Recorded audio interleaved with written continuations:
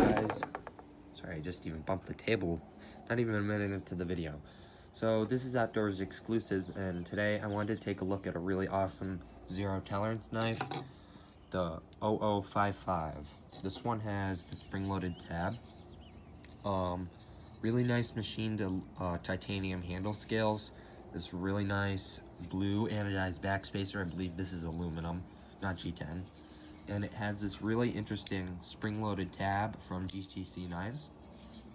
So you can either like pull it back and pop it out like that, and it is on KVT ball bearings, or you can do it in one fluid motion.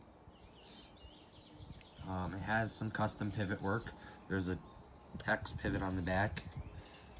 Steel on this guy is S35VN, made in USA, of course.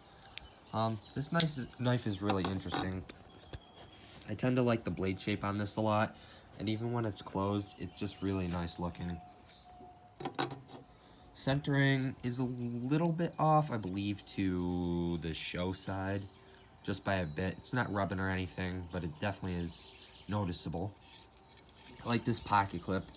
There's not a lot of ZT logoing on it. They didn't mud it up with their logo or anything, just a titanium spring pocket clip. One thing I do wish, and I think it would have made the knife pattern flow better on the handles, is this cutout for the frame lock. It's external. I wish they had done an internal cutout. It just would have made this knife look a lot nicer.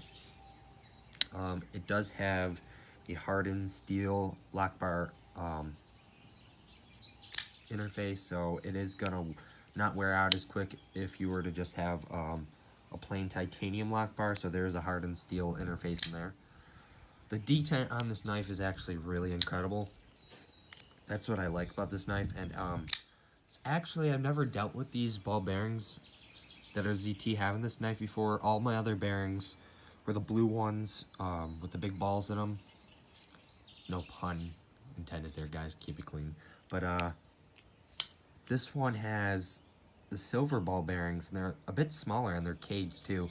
I don't know if these are new for ZT, but I'm used to the blue bearings that are a little bit thicker and they're made out of plastic. These ones are all steel. But this knife has a really nice compound grind here, which is really going to give you the ability to use a thinner edge back here or a thicker edge up here. But that's what a lot of people are saying, but I don't really notice a difference in the edge per se. I notice it in the steel for the thickness, but I mean the edge is like the same thickness. It's not a thinner edge anywhere, so keep that in mind. Overall, my thoughts on this knife are, it's really a cool design, but you're either gonna really like this design or you're absolutely gonna hate it. I think it's gorgeous. Some people might think it's just too obscure. I actually got this in a knife trade for someone who thought it just looked too futuristic versus something like, let's just say, your Rat Model 1, which is really plain. It's just got, I don't know if this is G10 or FRN, but it doesn't really feel like G10, but I'll do a review on this soon. But it's a little futuristic for some people, and some people might like that flair of design going on here for the design choice. Overall, this knife might fit in for EDC, but I don't see a lot of people really wanting to use this knife because maybe they might think it's too pretty. Some people might use it. I'm not really going to want to use this knife. I'm going to carry it to show it off to my friends because honestly, it's kind of like a showstopper here. It's really nice looking, but some people might use it. I'm just not going to. I do like, though, one thing. There's only one screw type hardware showing on this side, and that's just this pivot, this decorative pivot. But otherwise, all the screws are on the lock side, which is really nice, and it makes the front really clean. The only thing that's taken away from this cleanness is really just the screws for the pocket, the screw holes for the other side, so you can carry it left-handed, but that's about it. Otherwise, this knife is really just really nice and gorgeous. Has a really unique blade shape to it.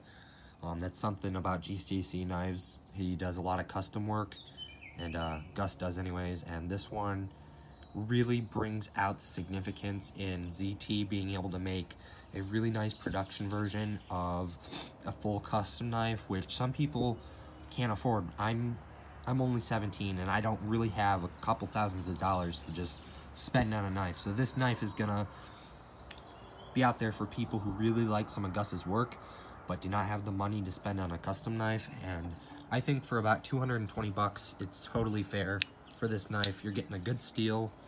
You're getting this really unique flipper tab, the spring-loaded tab, which hides when in the closed position and keeps it out of your way in your pocket, so you don't have a pocket pecker. But really nice, really generous lanyard tube, so you can fit just about any cord through there. That's gonna be specific for lanyards. I'm not a lanyard guy, so lockup is really solid. One thing, and I heard a couple other people say this, is they stonewash this blade. Okay, which I'm not complaining, it looks great. It's gonna hide scratches better than a satin blade. But the grind, could you imagine, without this being stonewashed, what the grind would look like? I mean, I had an 0562 CF, and the grind lines from the CNC machine were really nice.